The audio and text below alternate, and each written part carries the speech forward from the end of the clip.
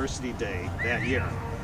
He had no intention to, but it was so big, it was so powerful, and this big opening exhibit on University Day meant that you had to address it.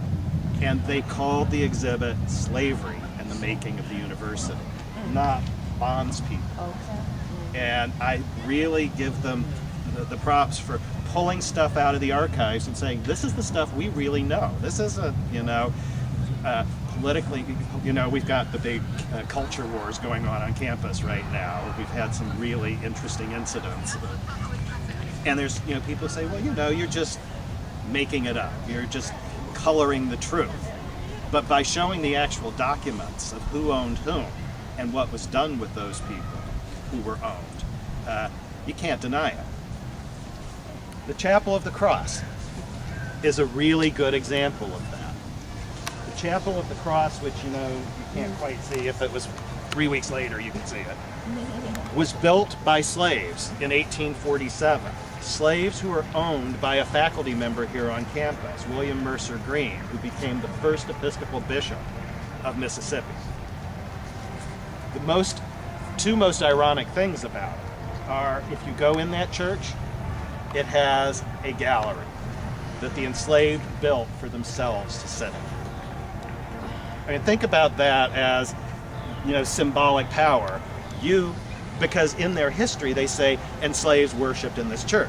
Well, of course they did. They built the church and they built their segregated seating.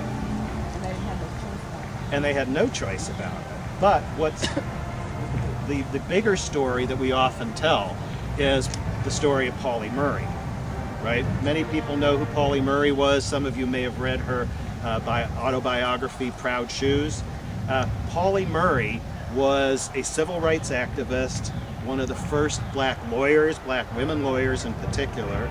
She was the first black woman to be ordained as an Episcopal priest, and she had her ordination in that church.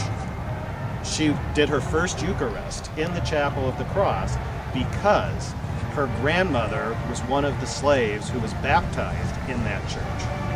Her grandmother was the daughter of the Smith of Smith Level Road.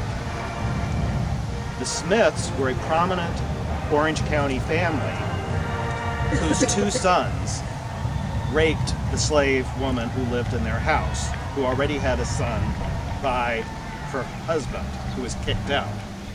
Who was kicked out? The husband was kicked out by the brother. There was Francis Smith, who said, "You cannot be here. She is ours," and raped her, produced a child. Then his brother Sidney kicked him out and had 3 more children with her. That shows that Chapel Hill was as typical as any place in Alabama or South Carolina, Haiti. The sexual abuse of women, the sexual production of children as property. But that happened in that church, the baptism in the Smith family. So that's a slave-built church, it was a slave-occupied church, and it was the church where the first black woman priest gave her Eucharist.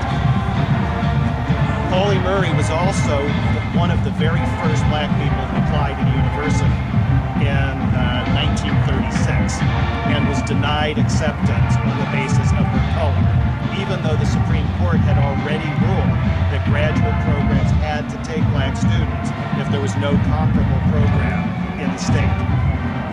Irony right now. The March of Tar Heels. Rah, Carolina, Lana. I was saying with them. But now you're telling a whole different, Well, I was saying if there were 100.